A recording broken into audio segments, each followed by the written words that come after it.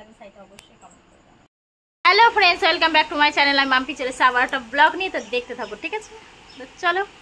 রবিবার, তাই সকাল সকাল উঠেছি। মেয়ে তো প্রথমেই গেছে আজকে আঁকার ক্লাসে, 2 মেয়ে গেছে, কিন্তু তারপরেও কিন্তু আজকে রবিবার হলো, মেয়ের কিন্তু আজকে পরীক্ষা রয়েছে একটা। তার মেয়েকে আবার পরীক্ষা দিতে নিয়ে যাব বলে সেই জন্য সকাল সকাল কিন্তু খাবার করে মেয়েকে খাইয়ে নিয়েই বেরিয়ে পড়েছি স্কুলে যাওয়ার জন্য। বাড়িতেও কিন্তু আগের দিনে দেখিয়েছি যে মাসি শাশুড়ি এবং তার ছেলে এসেছে, তাহলেও কিছু করার নেই, মা রান্না করবে আজকে, তাই আমি মেয়েকে নিয়ে বেরিয়ে পড়েছিলাম স্কুলে দিতে যাওয়ার জন্য। তো স্কুলে দিয়ে মেয়েকে সব করে তারপরে আবার বাড়ি চলে এসেছি। ওখানে আর আমি ছিলাম না বসে, কারণ আমার বসে থাকতে বেশিক্ষণ কিন্তু স্কুলে ভালো লাগে না, তাই আমি আবার বাড়ি এসে তো কিছুটা কাজ কমপ্লিট করে আবার যাব বলে তাই রেডি হব। তখন বেরোবো, সেই মুহূর্তে মাসিমণি বলছে আমার চুলটা একটুখানি কেটে দাও। তো দেখো ওই জন্য কিন্তু মাসিমণি চুলটা প্রথমবারে কিন্তু আমি অল্প একটুখানি কেটেছিলাম, মাসিমণির কিন্তু পছন্দ হয়নি, আবার বলেছে আমাকে বেশি করে কেটে দিতে, সেই জন্য আমি একটু বেশি করেই কেটে দিয়েছি। তো কেমন লাগছে অবশ্যই তুমি কমেন্ট করে জানিও। আমার তো দেখতে কিন্তু মাসিমণিকে খুবই ভালো লাগছে। তো দেখো এরপরে কিন্তু বেরিয়ে পড়েছি মেয়েকে আনতে যাওয়ার জন্য, ওদের যেহেতু 2:45-এ ছুটি হবে। তো দেখো আমি যেন বেরিয়ে পড়ছি। আর এখানে দেখো প্রত্যেকটা বাচ্চা কিন্তু পরীক্ষা হয়ে গেছে বলে ওরা সব আস্তে আস্তে করে বেরোচ্ছে, আর গার্জেনরা কিন্তু সব গেটের সামনে দাঁড়িয়ে আছে, যেহেতু অনেক দূর দূর থেকে বাচ্চারা পরীক্ষা দিতে এসছে, সেই জন্য প্রত্যেকটা গার্জেন কিন্তু যেন সামনে গিয়েই দাঁড়িয়েছে যে বাচ্চাদেরকে নিয়ে যাবে। আমিও টোটোয় উঠে পড়েছি, আর মেয়েকে জিজ্ঞাসা করেছিলাম পরীক্ষা কেমন হয়েছে, আর এই পরীক্ষাটা ছিল নিখিলবঙ্গের পরীক্ষা। পরের দিনে দেখো মাসিমণি বাড়ি যাবার জন্য কিন্তু বেরিয়ে পড়েছে, যেহেতু মাসিমণিদেরকে ট্রেনে যেতে হবে, মানে ঘাট পার হয়ে তারপরে কিন্তু শান্তিপুরে ট্রেনে যেতে হবে, তাই মাসিমণি তাড়াতাড়ি করছে ট্রেন যদি মিস হয়ে যায় সেই জন্য। তো দেখো এর জন্য কিন্তু মাসিমণি বেরিয়ে পড়েছে, আর আমি কিন্তু দৌড়টা একটু বসে আছে। মেয়ে উঠে কিন্তু পড়ে এদিক ওদিক ঘোরাঘুরি করছে। তো যাই হোক, A few moments later.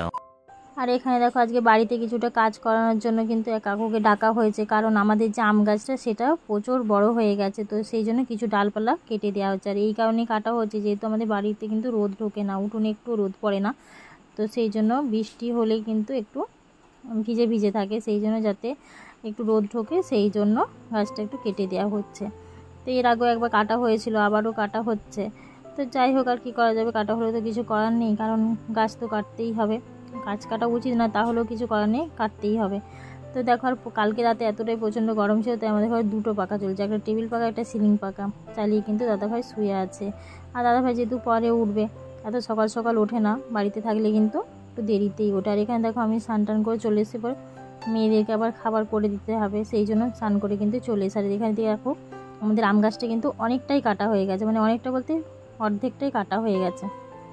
তো যাই হোক, দেখো কাকু কিন্তু পুরো ওপরটা ঝাড় দিয়ে পাতাগুলো পুরো ফেলেছে। তো দেখো অনেক পাতা হয়েছে, মানে এতটাই আম পাতা শুকিয়ে শুকিয়ে পড়েছে যে ওপরে অনেক দিন ঝাড় দেওয়া হয়নি বলে সেই জন্য কিন্তু অনেক পাতা জমে গেছে। তো এই কাকু কিন্তু পুরো ভালো করে ঝাড় দিয়ে পরিষ্কার করে দিচ্ছে। আর এখানে দেখো তোমার দাদাভাই কিন্তু উঠে পড়েছে, সেই জন্য আমি বিছানাটা পুরো তুলে নিচ্ছি।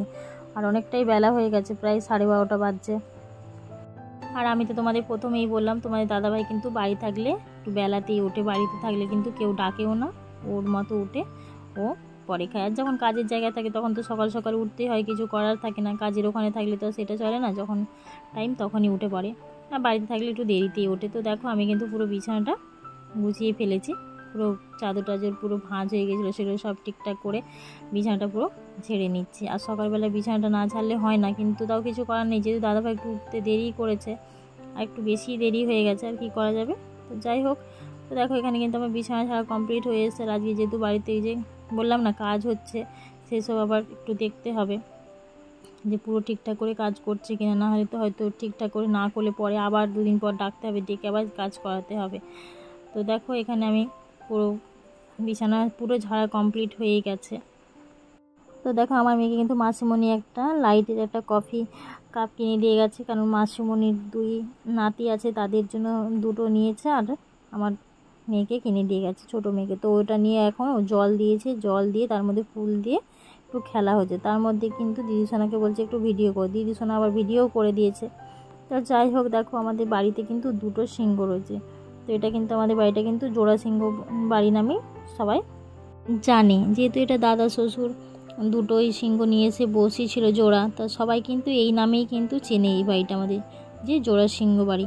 তো যাই হোক, দেখো সিংহ দুটো কিন্তু দেখতে খুবই সুন্দর, সাদা রং করা থাকে আর এতটাই শ্যাওলা পড়েছিল যার জন্য এগুলো একটু পরিষ্কার করে দিয়েছে। যেই কাকু কাজে লেগেছিল সেই কিন্তু পরিষ্কার করে দিয়েছে। আর এখানে দেখো আমার মেয়ে কিন্তু, বড় মেয়ে উঠে কিন্তু সিংহের ওপরে বসে আছে। আর আমার ছোটো মেয়ে দেখো ও মাঝখানে বসেছে। ও কিন্তু ভয় কিন্তু সিংহের ওপরে উঠছে না, তার কারণ হচ্ছে ওর কিন্তু খুবই প্রাণে ভয়, সেই জন্য ও সিংহের ওপরে ওঠে না। তো দেখো আমার বড় মেয়ে কিন্তু ঠিক উপরে উঠে বসে আছে। তো যাই হোক, দেখো পুরো পাতা কিন্তু ভালো করে পরিষ্কার করে দিয়েছি। এরপরে কিন্তু আমি আর একটু ভালো করে ঝাঁট দেবো, কারণ ওখানে ধুলো ধুলো হয়ে আছে, সেগুলো একটু ভালো করে ঝাঁট দিতে হবে উঠোনটা। তাই আগে ঘরটা ভালো করে আমি ঝাঁট দিয়ে নিয়েছি, তারপরে কিন্তু আমি উঠোনটা ঝাঁট দিতে যাব।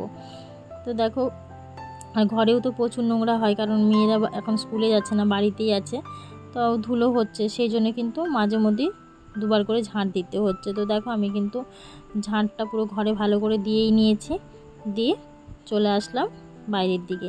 বাইরে দুয়ারটা ভালো করে একটু ঝাঁট দিয়ে নিই, তারপরে আবার যাব উঠোনে। আর উঠোনে যেহেতু ওই যে বললাম না পাতা পরিষ্কার করা হয়েছে, সেইগুলো যে ধুলোগুলো রয়েছে অনেক দিন ধরে জমে রয়েছে, সেই ধুলোগুলো আছে সেগুলোও তো পরিষ্কার করতে হবে, সেই জন্য।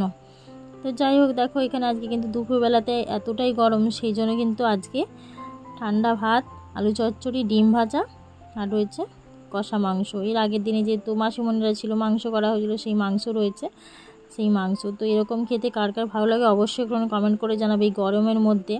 আর সাথে যদি হয় পোস্ত, কাঁচা পোস্ত বাটা, তো আরোই বেশি ভালো লাগবে। তো তোমাদের দাদাভাই তো বাড়ি থাকলে আমাদের আলু চচ্চড়িটা খুবই হয়, মানে খুবই পছন্দ করে দাদাভাই, সেই জন্য আলু চচ্চড়িটা খুব হয়। আর এখানে দেখো কাঁচা পেঁয়াজ, এটা কিন্তু দাদাভাইকে দেওয়া হয়েছে। তো আমরা এখনও খেতে বসিনি, মা দাদাভাই বসছে, আমি একটু পরে বসছি বলে চলে গেছিলাম, যেহেতু আমি বাইরে একটু কাজ করছিলাম সেই জন্য। তো এখানে দেখো আমি কিন্তু বিকেলবেলা ঘুম থেকে উঠে এবার মুখ টুক ধুয়ে এসে আবার চা করতে যাব বলে তাই চলে গেছি রান্নাঘরে। আর চা তো বিকেলবেলা দাদা ভাই আর মা খাবে, আমি তো আর খাবো না, এই গরমের মধ্যে আমার চা কিন্তু খেতে ভালো লাগে না। আর আমার যেদিনকে মাথার যন্ত্রণা সেদিনকেই কিন্তু আমি চাটা খাই না, হলে কিন্তু আমি চা খাই না। তো এখানে দেখো লিকারের জল কিন্তু ফুটে গেছে চায়ে, তো এবারে দুধ দিয়ে ভালো করে আমি ফুটিয়ে নামিয়ে নিচ্ছি। আর আমাদের বাড়িতে কিন্তু চা কিন্তু দাদা ভাই পুরো মোটা করে দুধ দিয়ে চা খায় কিন্তু।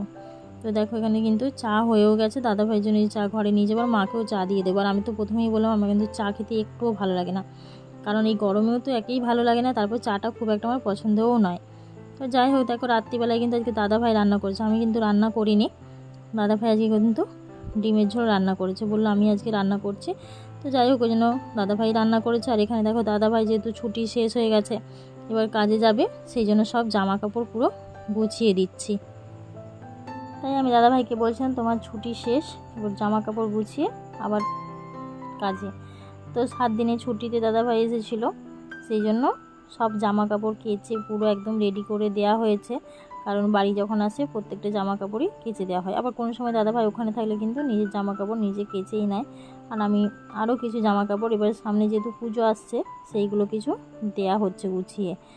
তো যাই হোক, দেখো এখানে যে তোমাদেরকে বলি আমার মাসিমণি একটা শাড়ি দিয়ে গেছে। তো দেখো এই যে এটা হচ্ছে মাসি শাশুড়ি দিয়েছে শাড়িটা এবারে পুজোতে, তোমাদেরকে পুরোটাই খুলে দেখাচ্ছি। শাড়িটা কেমন হয়েছে অবশ্যই কমেন্ট করে জানাবে তোমরা, হ্যাঁ, যে শাড়িটা কেমন হয়েছে।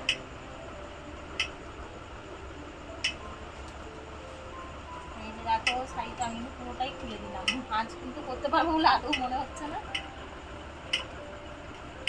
দেখো শাড়িটা কেমন হয়েছে অবশ্যই এখানে তোমরা জানাবে যে কেমন হয়েছে।